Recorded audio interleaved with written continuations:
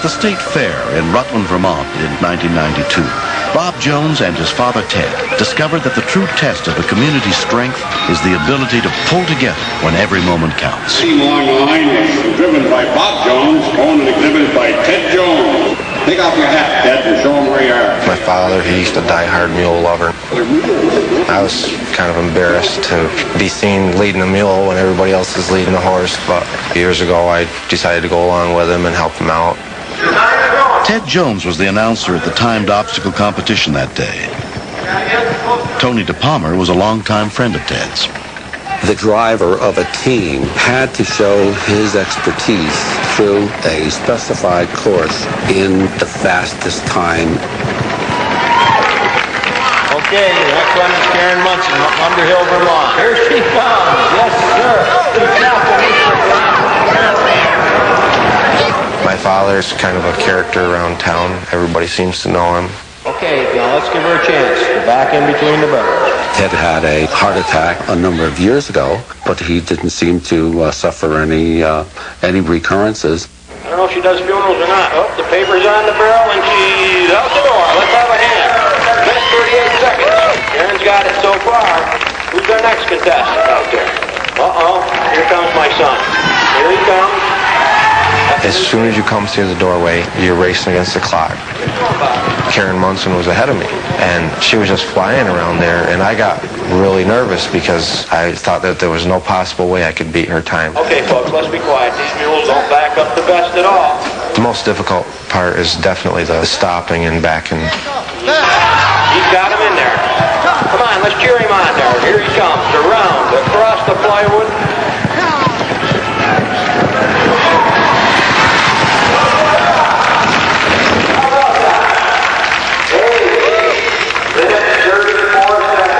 Bobby set the new #1 time. He was able to shave seconds off of Karen's time, which was amazing.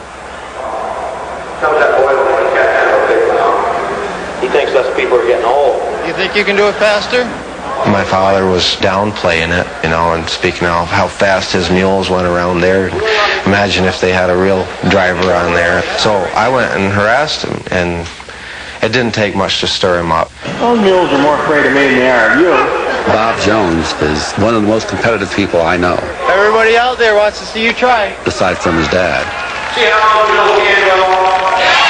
He commented, well, it takes an older guy just to come down and show one of you young fellas how to do it. So he came down out of the booth, and I went up to do the announcing. Ted Jones, my father, most called along. And they got the paper off the barrel. They're doing pretty good. They're headed for the plywood. They're almost at the stake. He's got it. My father was running a really good time. He probably can't even pull hard enough to back them up. He was hooting and hollering and saying all kinds of extra commands to the mules that they had no clue what he was talking about. One of the people watching the event was the Joneses' former neighbor, Wendy Chapin.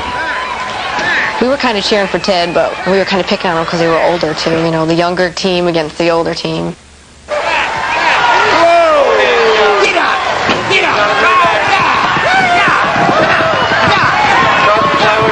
Probably won't even get the paper on the barrel.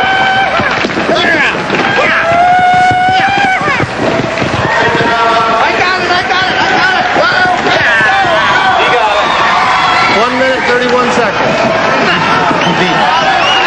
I clapped Ted on the back and told him what a great run we had, and he went like a deflated balloon. He just went. Everybody thought that he had fallen over because the time he had done it in. But it was natural instincts, I guess, because I just ran right over there. I belonged to a volunteer rescue squad, so when I jumped up, I thought, okay, this is it. This is what I was trained to do. But I was shaken and I was really nervous. Immediately, I assumed that he had had a heart attack. A couple of years ago, the doctor had told him if he had one more major heart attack, that was going to be it. Bob, call 911. I picked up his head and he didn't have a pulse at that time, and I knew then that we were going to have to do CPR on him. 1 and 2. When I got to him, I assumed it was all over. 1 and 2 and 3 and 4 and 5. I was not an EMT at that time. I had just joined, so it was my first time ever doing CPR. And 3 and 4 and 5. And just looking at his face, and every time we kept doing it, he wasn't coming back, you know, and it was really scary because I knew him really well. 3 and 4 and 5. 1 and 2 and 3 and 4. This was my friend who was no longer breathing. 3 and 4 and 5. It was a time of sincere loss for me. It was like when I lost my dad. And that's the only other time I ever felt like that.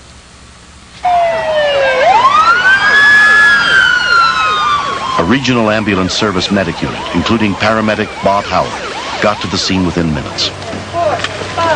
What's going on, guys? His color was very ashen gray. His pupils were fixed and dilated. That's our window to the inside of the body. That indicates that there is no blood pressure to the brain. Hold CPR. This was a critical call. All indications showed us that there was no survivability. Charging. All we could do was try. All right, checking for a pulse. I've got no pulse, Mike. What do you got? Patient still in VFib. Charging to 300. Stand clear. All right, checking for a pulse. Still got no pulse. Usually they'll respond the first or second time. Pulse charging at 360. Okay. So when the third shock had to be delivered, Stand clear. then we knew. Chances are this is not going to work out. Come on, Ted. Start breathing, Ted. Come on. Still got no pulse, Mike. Patient still in VFib. Charging to... I really didn't feel that it was going to do any good because I thought he was a goner. Mike, please. Some days I can't live with him, but I don't know what I'd ever do without him either. IV is in. While we were trying to start the cardiac drugs, he did start biting on the tube. Some people call it the death rattle. They can almost appear that they're still alive, but they're not. It's just leftover energy.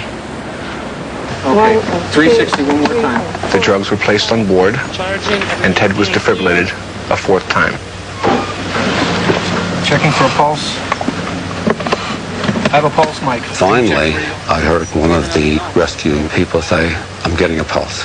Got a good strong radio? It was like the world had suddenly brightened again. Okay, Ted, just relax. Just relax. I just couldn't believe it when he came to, and there was nothing wrong with him. He wasn't groggy, he wasn't anything. So what's one of the first things he wanted to know? Whether he won. He wanted to know what his time was. Count, if you can grab this bag when we move him, okay? This was my first cardiac call as a paramedic, and I can tell you I was honestly very nervous. But to have a man come back and talk to you coherently was just a gift.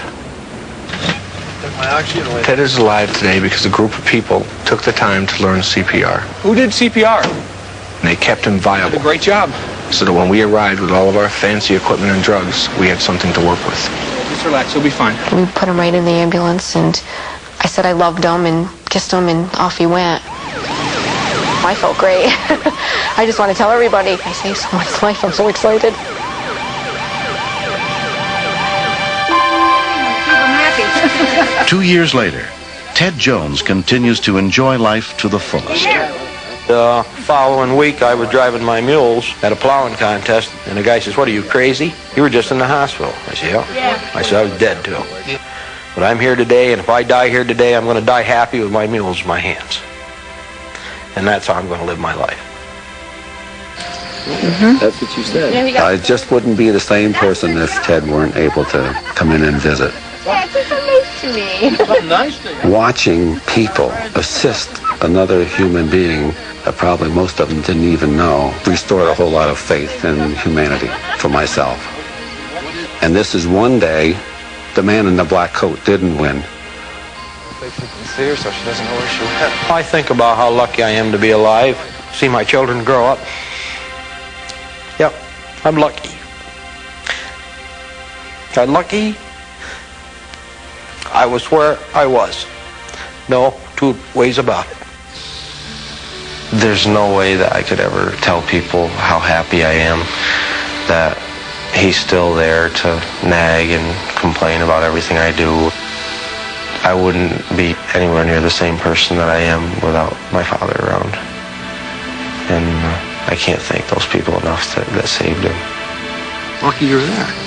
Ted used to pick on me for doing volunteer work, but when he had gotten home from the hospital, he said he was sorry that he had said that. He would never pick on me about volunteer work again, that I saved his life. I'll be grateful the rest of my life to those people. I'm back doing just about everything that I've always done. I can't quite keep up with Bob, but I'm slow but steady. I did get the blue ribbon, you know? Ooh, that was the most expensive blue ribbon I ever got. Your husband's going to start wondering. Okay. Think so?